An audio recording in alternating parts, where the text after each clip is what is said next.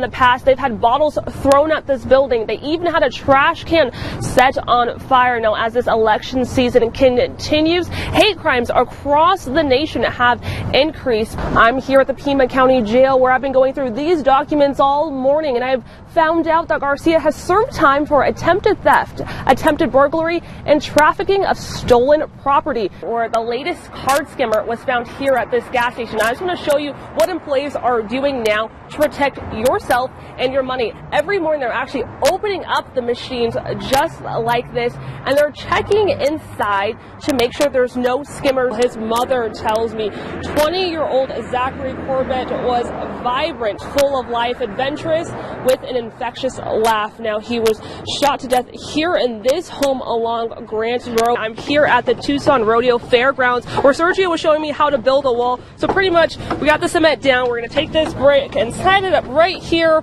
line it up just like that. I don't know if I'll be hired. Oh, that's nice.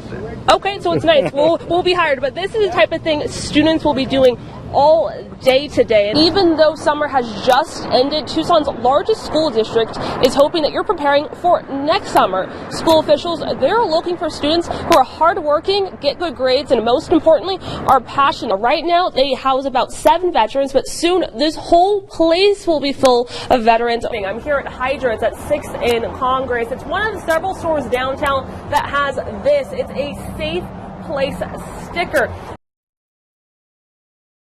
I waited until sunup the next morning, hoping a truck, a car, anybody, anything would go by, even a steer. I didn't care. Anything alive. After losing her way on a trip to visit her family, Ann Rogers ran out of gas in the White Mountains and was forced to spend the night in her car with her dog and cat. The next day, she ventured off to find help. I could see where there might be humanity, some power pole, anything. Ranch. I didn't care. Nothing. Rogers says she's always prepared and carries food and water in her car, but after several days, she ran out of resources and turned to survival mode. I was eating desert plants. My dog was too, diving into clover and finding all the places that were the easiest path for me to take. She was my pathfinder on that journey. Rogers said she could see planes and helicopters flying by and knew she had to get their attention. And I also decided when I found an elk carcass, bleached white, long gone, 12-point rack, pulled that out on the sandy beach, pointed it towards a big sign that said help with an exclamation point made out of white stones and sticks. On day 9, she heard the sound she's been waiting for, the helicopter coming down to rescue her. That air rescue police copter landed. I just sat down and bawled. She says this experience has showed her so much, including appreciation. And saying thank you. There have been so many people who gave so much. My family, my genetic family. One area specifically here that's seen a lot of traffic. It's not all that big.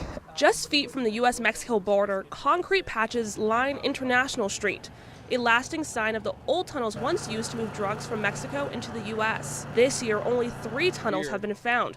Border Patrol agents credit the decrease to the Homeland Security Investigations Tunnel Task Force.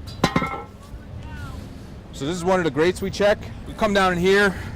Deputy Patrol Agent in Charge Kevin Hecht takes us behind the scenes of this dirty job. This is one of the areas we proactively patrol, keep them out. As you can see, there's a lot of sediment and debris in here, but there's no footprints, there's no activity. Border Patrol agents tell me it's rare to see people in sewer pipes or tunnels. On average, drug traffickers can get $800 for a pound of marijuana versus anywhere from $700 to $1,500 for each person smuggled into the U.S. There's some grading back there. That's one of the pieces of infrastructure that's in place to keep people from coming through the drainage freely. Agents say the majority of tunnels are less than a mile long. They're not hauling around large pieces of industrial equipment. They're doing a lot of this, with real primitive technology, essentially by hand. This spot, inches from the border, used to be a gold mine for traffickers. And they would park over this, they'd slide the lid off, and they'd feed narcotics through the grate into the vehicle, and they would take off with anywhere from 100 to 1,200 pounds. But the task force just added a new member, a camera-operated robot that can be sent into sewer lines and even through tunnels to investigate. We just put the robot in the hole and the robot does the job. For the first time, you are seeing what the robot sees while searching the pipes. So what had happened here is they tunneled from Mexico and they came up through the side of this pipe and they were pushing narcotics through that pipe.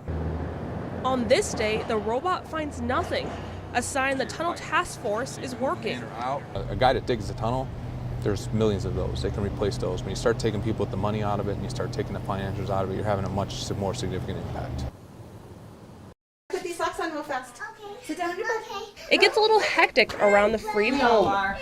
No, you can't play with that. But the Freeds wouldn't have it any other way. Children are my passion. I mean, absolutely, children are my passion. I think every job I've ever had has been involving children in some way, shape, or form. Jackie and Philip have fostered 15 children over the last 6 years. Soon, 2 children they've fostered for years will be their own. You know, they're going to finally be our forever babies. They adopted 4-year-old Sophia 3 years ago. And this is the castle for princesses. And now the adoption of Jack and Jill will bring the total to 3. From having no children to having 3 children, it's the most exciting time of my life. It's an experience Philip never thought he would have. When I was 23, I had cancer, and I can't have children. So this was my way of giving back, being able to help by fostering children. And as their family grows, the Freeds say they will still open their homes to kids who need them. We just feel like this is our passion and this is something that we're going to always do. You know, there's so many kids that need permanency, and we just are so glad to be a part of that.